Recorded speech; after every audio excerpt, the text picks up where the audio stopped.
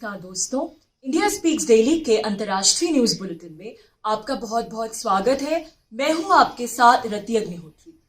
इस बुलेटिन में हम आपको लगातार जोड़ते रहेंगे देश और दुनिया की तमाम खबरों से और आपको बताते रहेंगे कि किस प्रकार से विश्व के बदलते हुए भू राजनीतिक समीकरणों में ये खबरें क्या महत्व रखती हैं, कितनी अहमियत रखती हैं, और साथ ही हमारा विशिष्ट फोकस ऐसी खबरों पर भी रहेगा जो कि पूरे विश्व में भारत के बढ़ते वर्चस्व को दर्शाती है। तो आज का बुलेटिन केंद्रित है भारत बांग्लादेश के संबंधों पर। दोनों देशों के बीच के संबंध शायद इस समय अपने सबसे अच्छे दौर से गुजर रहे हैं। कोविड काल के बाद प्रधानमंत्री मोदी की जो पहली विदेश यात्रा होगी वो भी बांग्लादेश की ही होगी।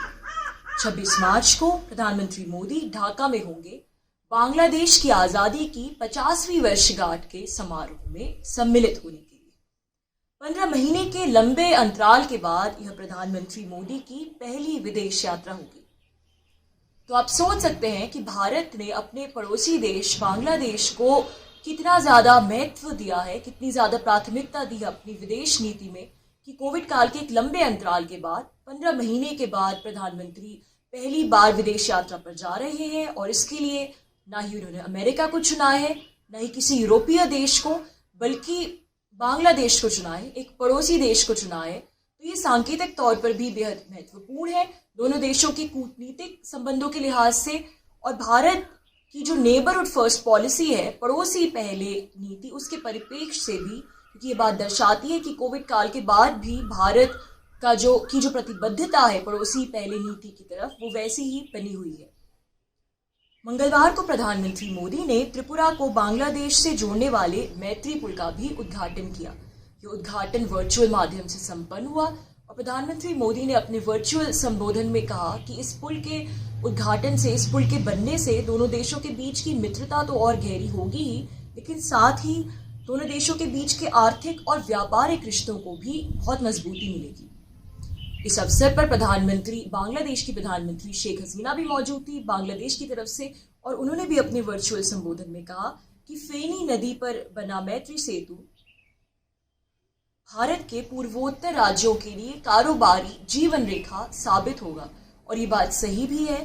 भारत के पूर्वोत्तर राज्यों के विकास के दृष्टिकोण से भारत और बांग्लादेश की कनेक्टिविटी बेहद महत्वपूर्ण है और इसी लिहाज से जिस पुल का उद्घाटन हुआ है ये बेहद महत्वपूर्ण है, क्योंकि इससे इन राज्यों के बहुत से स्थानीय उत्पादों के लिए बांग्लादेश में एक बाजार मिलेगा, तैयार बाजार, चाहे वो यहाँ के हस्तशिल्प से जुड़े उत्पाद हो, यहाँ के लोकल हैंडीक्राफ्ट्स हो, या फिर दूसरे ज़रूरी सामान हो। इस पुल के बनने से जो आवागमन बढ़ेगा दोनों त्रिपुरा के बीच में और बांग्लादेश के बीच में, उससे इन उत्पादों को एक बाजार मिलेगा और साथ ही में इन राज्यों के जो घरेलू उद्योग हैं उनके विकास की दृष्टि से और स्वरोजगार के बढ़ने की दृष्टि से भी ये जो पुल है, इस पुल का बनना बेहद महत्वपूर्ण है। प्रधानमंत्री मोदी ने इस बात को भी रेखांकित किया कि पूरे पूर्वोत्तर क्षेत्र में त्रिपुरा और भारत और बांग्लादेश के बीच में एक व्यापारिक गलियारे के रूप में विकसित हो रहा है। उन्होंने ये भी कहा कि हाल के वर्षों में शुरू हुई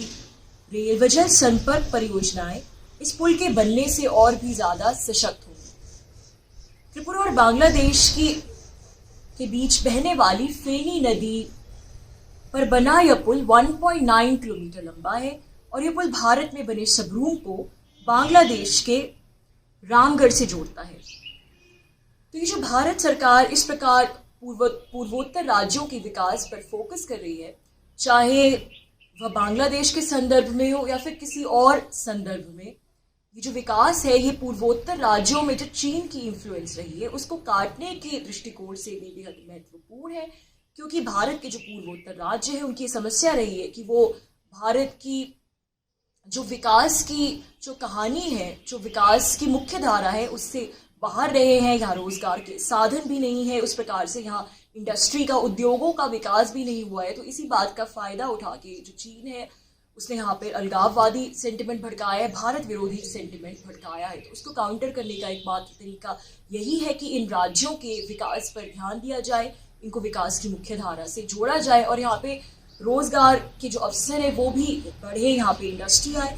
तो इस लिहाज से ये जो मोदी सरकार कर रही है भारत और बांग्लादेश के बीच कनेक्टिविटी बढ़ा रही है, भारत के पूर्वोत्तर राज्य और बांग्लादेश के बीच कनेक्टिविटी बढ़ा रही है, और उसी कड़ी में ये जो मैत्री पुल का उद्घाटन है वो इस सब का एक महत्वपूर्ण हिस्सा है। उधर बांग्लादेश के वाणिज्य मंत्री ने कहा है कि वे आशा करते हैं कि भारत और बांग्लादेश के आपसी व्यापारिक संबंध अब नई ऊंचाइयों को छुएंगे। भारत का एक वाणिज्य सचिव स्तर का प्रतिनिधिमंडल सोमवार को बांग्लादेश में था। इस प्रतिनिधिमंडल की अगुवाई भारत के वाणिज्य और व्यापार सचिव अनूप वाधवान कर रहे थे और उन्होंने वहां बांग्लादेश के वाणिज्य मंत्री से भी मुलाकात की। भारत और बांग्लादेश के द्विपक्षीय व्यापारिक संबंधों को और भी मजबूत बनाने के लिए दोनों के बीच में एक फ्री ट्रेड अग्रीमेंट के हस्ताक्षर को लेकर भी बातचीत चल रही है। कॉम्प्रिहेंसिव इकोनॉमिक पार्टनरशिप अग्रीमेंट जो है वो इस अग्रीमेंट का नाम है, इसको लेकर विमर्श चल रहा है। और अगर इस अग्रीमेंट पे दोनों हस्ताक्षर कर देते हैं तो ये न सिर्फ दोनों देशों के लिए बल्कि पूरे क्षेत्र के जो दक्षिण एशिया का क्षेत्र है उसमें भी इस प्रकार के अग्रीमेंट्स को लेकर एक पहल होगी और भारत और बांग्लादेश के व्यापारिक रिश्तों को तो एक नया आयाम मिलेगा ही। उधर वर्ल्ड बैंक की एक नई रिपोर्ट आई है जिसका कहना है कि भारत और बांग्लादेश के बीच अगर ट्रांसपोर्ट कनेक्टिविटी बढ़ती है तो इससे जो बांग्लादेश की राष्ट्रीय इनकम है उसमें 17% इजाफा हो सकता है और भारत की जो राष्ट्रीय इनकम है उसमें 8% की बढ़ोतरी हो सकती है। तो भारत और बांग्लादेश के द्विपक्षीय संबंध प्रधानमंत्री मोदी के नेतृत्व में और भी ज्यादा बेहतरी की ओर अग्रसर है और कोविड काल में भी दोनों देशों के बीच एंगेजमेंट रुका नहीं। दिसंबर 2020 में प्रधानमंत्री मोदी और बांग्लादेश के प्रधानमंत्री शेख हसीना के बीच एक वर्चुअल समिट हुई, वर्चुअल सम्मेलन हुआ और अब 26 मार्च को प्रधानमंत्री मोदी ढाका जाने वाले हैं। कोरोना वायरस से उबरने में भी भारत बांग्लादेश की लगातार मदद कर रहा है। कोरोना वैक्सीन की 9 मिलियन डोजेस भारत बांग्लादेश को पहुंचा चुका है, जिनमें से 2 मिलियन डोजेस भारत ने निःशुल्क उपहार स्वरूप बांग्लादेश को भेंट की है। तो ये बात हम पहले भी कई बार कह चुके हैं, एक बार फिर कहना चाहेंगे कि जिस प्रकार की संगठित शक्ति यूरोपीय संघ के देशों में है, जिस प्रकार का संगठन उनमें है, जिससे उस पूरे क्षेत्र का एक प्रकार से सर्वांगीण विकास हुआ है, जिसका फायदा सभी यूरोपीय देशों को मिलता है, उसी तरीके का विकास एशिया को चाहिए एक क्षेत्र के रूप में, विशेषकर दक्षिण एशिया को चाहिए। क्योंकि वैसे तो बहुत सारे फोरम्स हैं दक्षिण एशिया देशों के, आसियान हो गया, सार्क हो गया, लेकिन इन देशों के बीच आपस में इतने मतभेद हैं कि जो सब फोरम है ये अप्रासंगिक हो चुके हैं, इनका कोई महत्व नहीं रह गया। तो ऐसे समय में जरूरी है कि जो दक्षिण एशिया की साझेदारी है उसको दोबारा से रिवाइव किया जाए, उसे पुनः जागृत किया जाए, जिससे इस क्षेत्र को भी एक साझा मैकेनिज्म के अंदर विकास का फायदा मिल सके और दक्षिण एशिया के क्षेत्र में कम से कम भारत इस साझेदारी की अगुवाई कर सकता है कि दक्षिण एशिया को एक क्षेत्र के रूप में देखा जाए, क्षेत्र के रूप में इसका विकास हो और बांग्लादेश के साथ अपने संबंधों को इतनी प्राथमिकता देके भारत ने इस दिशा में एक महत्वपूर्ण पहल कर दी है। तो दोस्तों आज के लिए बस इतना ही। बहुत जल्द आपसे फिर मुलाकात होगी कुछ नई खबरों के साथ। तब तक के लिए अनुमति दीजिए। नमस्कार।